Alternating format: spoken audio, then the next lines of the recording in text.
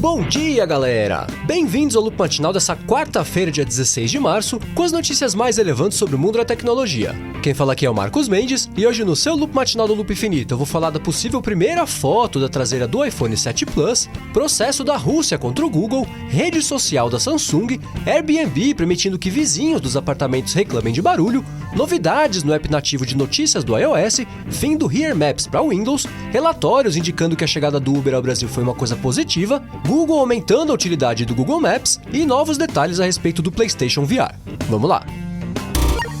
Eu começo o episódio de hoje falando sobre a Sony, que fez uma apresentação ontem na abertura da Game Developer Conference em São Francisco e finalmente deu detalhes mais concretos a respeito do PlayStation VR. De acordo com a empresa, o headset de realidade virtual deles vai ser lançado em outubro de 2016 e vai chegar custando $400, o que é um valor bem inferior à média que vem sendo anunciada. Para efeito de comparação, o Oculus Rift vai custar $600 e o HTC Vive vai custar $800. Já as especificações técnicas do PlayStation VR são as seguintes. Ele tem um display de OLED de 5.7 polegadas, resolução de 1920 por 1080, sendo 960 por 1080 para cada olho, o ângulo de visão é de aproximadamente 100 graus e a latência é de 18 milissegundos. Bacana o anúncio da Sony. Com esse preço, o PlayStation VR deve ser a principal escolha do pessoal que já tem um PS4, ao invés dessa galera ter que investir num outro equipamento, no computador por exemplo, e ainda ter que pagar mais caro para usar um headset da concorrência. Agora é torcer para outubro chegar logo e para a Sony não adiar esse lançamento.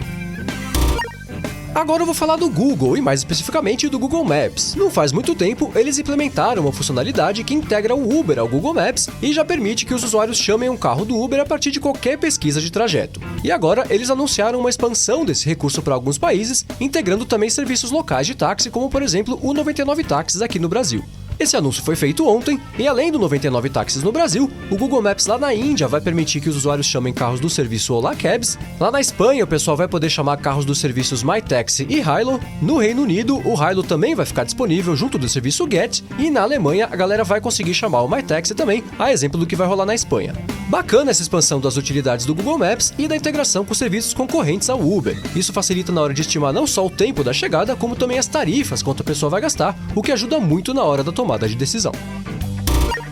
E falando em serviços de carro sob demanda, um órgão do Ministério da Fazenda chamado SEAI, que é a Secretaria de Acompanhamento Econômico, divulgou os resultados de uma avaliação que eles fizeram, que indica que a entrada do Uber no Brasil foi uma coisa positiva para o mercado de transporte, porque no final das contas esse serviço acabou criando um novo hábito para consumidores que não usavam serviços de táxi, por exemplo.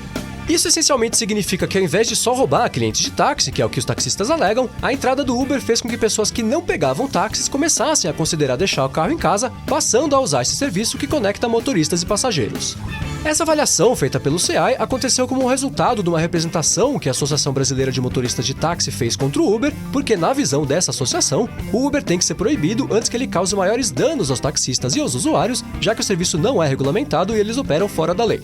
Mas no final das contas, o relatório concluiu que a entrada do Uber foi positiva, primeiro porque promove uma concorrência, o que é sempre bom para quem usa qualquer tipo de serviço, e ainda por cima o Uber trouxe um jeito diferente de cobrar, de precificar corridas, levando em conta a demanda e a oferta de carros de uma certa região num determinado momento. Por final, e essa é a parte mais irônica e mais legal desse relatório, o SEAI diz ainda que na verdade quem tem que ser regulamentado melhor são os táxis, já que o sistema que eles usam para operar é bem defasado e menos inteligente do que o do Uber. Eles sugerem uma série de medidas que os táxis poderiam adotar, como por exemplo o fim do limite da quantidade de táxis nas ruas e a desregulamentação da tarifa. Se você quiser ler uma explicação bem clara e mais aprofundada a respeito desse tema, eu sugiro que você dê uma espiada no texto do Jean Prado, lá do Tecnoblog, que fala disso tudo. O link para a matéria está aqui na descrição. Já se você quiser ler o relatório completo feito pela SEAI, também tem um link para ele direto aqui na descrição do episódio. Agora eu vou falar sobre o serviço Here Maps, que anunciou ontem que vai parar de disponibilizar o aplicativo de mapas deles para Windows 10 no dia 29 de março e vai limitar o desenvolvimento do app deles para Windows 8, só passando a remover bugs mais críticos. Eles disseram que quem tem o Lumia 950 vai poder usar os mapas da Here até o dia 30 de junho e quem tiver um Windows Phone 8.1 vai poder continuar usando o Here Maps normalmente. De acordo com a empresa, eles desenvolveram a versão mais recente do app deles para Windows 10 usando uma espécie de gambiarra que não vai mais continuar funcionando a partir do dia 30 de junho, e para o app continuar funcionando, eles terão que refazer a programação inteira, o que é uma coisa que eles não têm como fazer agora. No post explicando a decisão, eles dizem que recomendam que os usuários do Windows 10 passem a usar o app nativo de mapas no sistema.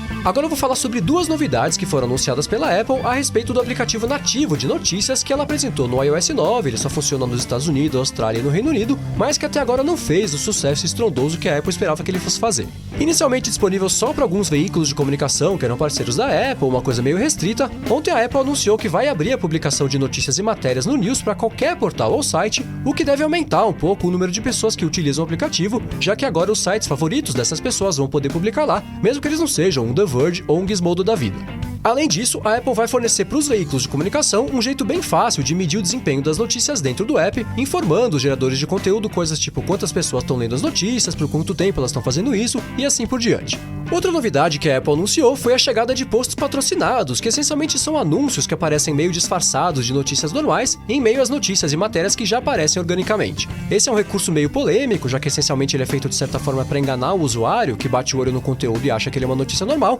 mas ele tem se tornado uma espécie de padrão nos sites de notícia. Você encontra esse tipo de coisa com uma certa frequência, e agora o pessoal dos Estados Unidos, Austrália e do Reino Unido também vai passar a encontrar isso aí enquanto navega pelo app nativo de notícias do iOS. Agora o assunto é o Airbnb, que anunciou uma novidade bem interessante para ajudar a aumentar todo o sistema de confiança que eles são baseados. Para quem não conhece o Airbnb, ele é uma espécie de site ou um serviço que funciona como uma alternativa aos hotéis. Se você for viajar para São Francisco, por exemplo, você pode dar uma espiada nos preços dos hotéis normais, mas também pode dar uma espiada lá no Airbnb para ver quanto custa ficar hospedado no quarto de alguém, quanto custa ficar hospedado na casa de alguém, ou até quanto custa alugar uma casa inteira. O serviço é bem bacana, eu recomendo, e geralmente dá para economizar uma boa grana quando você compara uma hospedagem do Airbnb com uma hospedagem em hotel normal. E para ajudar a deixar o sistema mais seguro, ele funciona na base de reviews. Você fica na casa de alguém, aí você avalia a sua estadia, a limpeza da casa, a educação do dono da casa, e o dono da casa também te avalia, falando que você é uma pessoa normal, não grudou o presunto do teto, não deu uma festa para 800 pessoas no apartamento de 2 quartos, e assim por diante. E agora, para ajudar a deixar esse sistema ainda mais eficiente, o Airbnb vai disponibilizar uma ferramenta em que os vizinhos dos apartamentos alugados vão poder entrar em contato com o Airbnb para reclamar de hóspedes barulhentos ou festeiros, o que vai permitir, primeiro, que o dono da casa tenha mais um jeito de saber se os hóspedes estão se comportando, para depois poder registrar uma avaliação mais exata a respeito deles no sistema, e em segundo lugar, pode chegar a fazer o Airbnb remover apartamentos do site, caso o dono não se preocupe em alugar o lugar dele só para pessoas comportadas, o que pode ser uma fonte infinita de dor de cabeça para os vizinhos, que não tem nada a ver com a história. Bacana novidade do Airbnb. Agora o assunto é a Samsung, que está se preparando para lançar uma rede social chamada Waffle, que é uma espécie de Instagram colaborativo. Num vídeo promocional que tem pipocado por aí, eles mostram o app em ação, com uma pessoa lembrando que é o aniversário de uma amiga, postando uma foto dessa amiga, e aí a foto aparece bem no centro de um grid de 3 espaços por 3 espaços. Aí um outro amigo desenha um chapéu de festa, coloca no espaço logo acima da foto da cabeça dela, uma outra pessoa tira uma foto de um bolo, coloca ali do lado, outra pessoa tira outra foto e posta lá, e por aí vai. No vídeo eles mostram alguns recursos como a habilidade de desenhar na foto ou criar um desenho do zero usando a status dos celulares da Samsung, e eles mostram que dá para convidar pessoas para contribuírem com a brincadeira e que dá também para comentar e curtir fotos dos painéis que provavelmente vão aparecer numa espécie de feed. A coisa toda termina com um aviso que diz que o Samsung Waffle já está disponível em fase beta na Google Play Store. No comunicado à imprensa, a Samsung confirmou que o app está mesmo sendo desenvolvido e testado, mas não fala nada sobre uma possível data de lançamento. Agora o assunto é a Rússia, que pode obrigar o Google a mudar as políticas de funcionamento do Android no país para que eles não sejam penalizados ou proibidos de operar por lá. Isso porque um tribunal russo decidiu pela segunda vez que o Google violou leis de competitividade no país, depois de forçar os fabricantes a incluírem aplicativos nos aparelhos de fábrica, o que é proibido por lá. Resumidamente, se um fabricante de telefones quiser incluir a Google Play Store no sistema dele, ele também é obrigado a incluir 10 outros aplicativos no sistema, e foi com isso que a Yandex, que é uma espécie de concorrente russo do Google, encrencou e abriu um processo para tentar dificultar a empresa da vida por lá. O processo teve o primeiro parecer em outubro, que condenou as práticas do Google, aí eles recorreram e perderam ontem de novo. Essa não é a primeira vez que esse tipo de coisa acontece. Existem processos lá na União Europeia que estão investigando basicamente a mesma coisa e qual que é o impacto disso no mercado de aplicativos, e parece que essa é uma tendência que vai começar a ser seguida por outros países. Ontem o Google foi procurado por vários portais para comentar a respeito da condenação, o que vai acontecer lá na Rússia com eles daqui para frente, mas a empresa disse que não ia comentar sobre o assunto.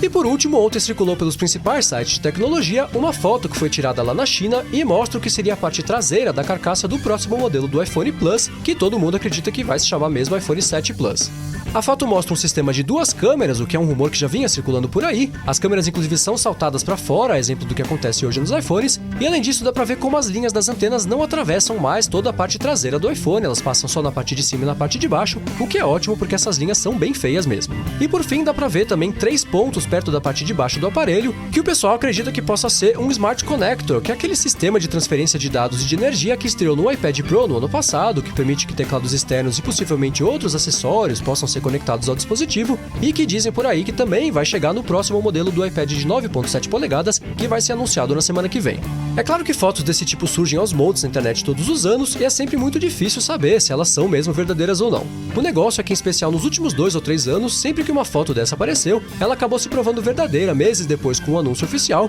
o que faz com que seja bem possível que esse seja mesmo o design do iPhone ou de um dos iPhones que a Apple deve anunciar em setembro desse ano.